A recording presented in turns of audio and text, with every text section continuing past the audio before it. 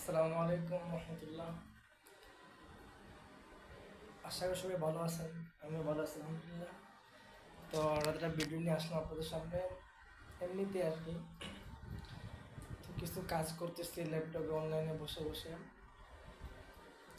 এর হঠাৎ মন চলে যেটা ভিডিও করি। ইনশাল্লাহ ভালো কিছু করে আশা, সবাই দোয়া করবেন যেন জীবনে ভালো কিছু করতে পারি। আলহামদুলিল্লাহ কাজ করতেছি, চেষ্টা করতেছি, পরিশ্রমের ফল কখনো বিফল হয় না।